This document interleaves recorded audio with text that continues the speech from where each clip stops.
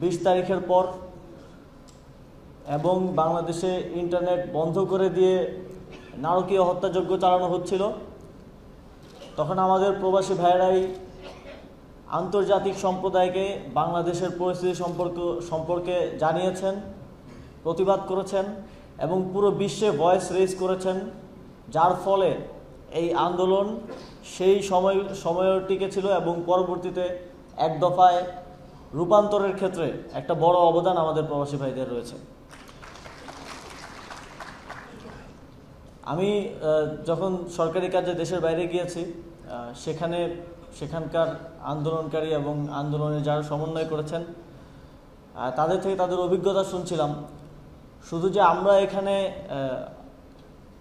বাধার সম্মুখীন হয়েছি তাই নয়, প্রবাসী ভাইয়েরা বলছিলেন যে যেই জায়গাগুলোতে ডায়াসপোরার মধ্যেও যে একটা আওয়ামীকরণ করা হয়েছে এবং সেখানে আপনারা জানেন লুটপাটের ফলে অর্থনৈতিকভাবে সবচেয়ে শক্তিশালী আওয়ামী লীগের লোকজন, তারা কিভাবে লিস্ট করে মিশনে দিয়ে প্রবাসী ভাইদেরকে বিভিন্ন বাধা বিপত্তি এবং সেবা গ্রহণে বাধার সম্মুখীন করেছেন, সেই গল্প আমি তাদের থেকে শুনেছি।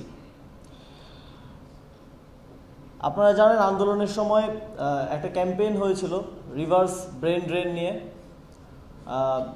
প্যারিসে যখন সেখানকার আন্দোলনকারী শিক্ষার্থীদের সাথে আমার কথা হচ্ছিল, তারা তখন একটা প্ল্যাটফর্মও খুলেছেন যেখানে ড্যাশবোর্ড আকারে বিদেশে অধ্যয়নরত এবং বিভিন্ন বিষয়ে এক্সপার্ট আমাদের যারা আছে তাদের সিভি রয়েছে। তো আমরা এটাকে রাষ্ট্রীয়ভাবে পৃষ্ঠপোষকতা করতে চাই। যুব ক্রীড়া মন্ত্রণালয়ে আমরা একটা এমপ্লয়মেন্ট প্ল্যাটফর্ম করছি, একটা ইন্টিগ্রেটেড প্ল্যাটফর্ম।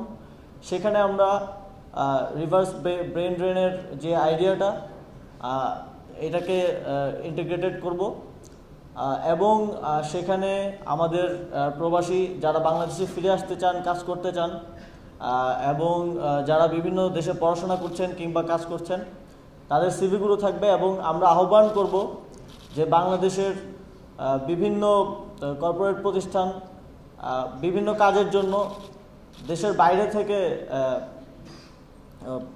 অনেককে নিয়ে আসেন, বিভিন্ন বিদেশি এক্সপার্টদেরকে নিয়ে আসেন।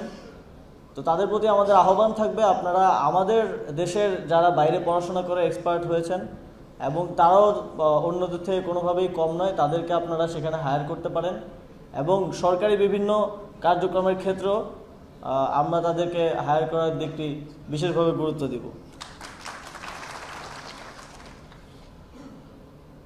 এছাড়াও আমি একজন নাগরিক হিসেবেও এটা দাবি করতে চাই এবং পরামর্শ দিতে চাই আমাদের নির্বাচন কমিশন, সংস্কার কমিশনকে প্রবাসীদের ভোটাধিকার নিশ্চিতের জন্য একটি সুস্পষ্ট এবং বাস্তবায়নের একটা সুন্দর রূপরেখা যেন তারা সরকার এবং নির্বাচন কমিশনকে প্রদান করে। আমরা চাই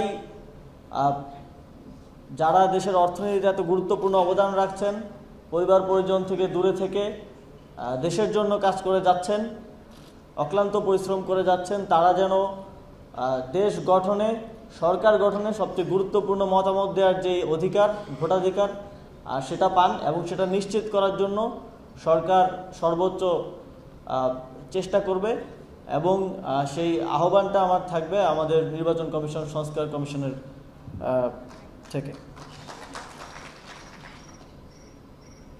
এছাড়াও আমি আমাদের প্রবাসী ভাই বোনদের প্রতি একটা আহ্বান জানাতে চাই, বাংলাদেশে যেই সংস্কার কার্যক্রম চলমান আছে, আপনারা জানেন 10টি সংস্কার কমিশন কাজ করছে।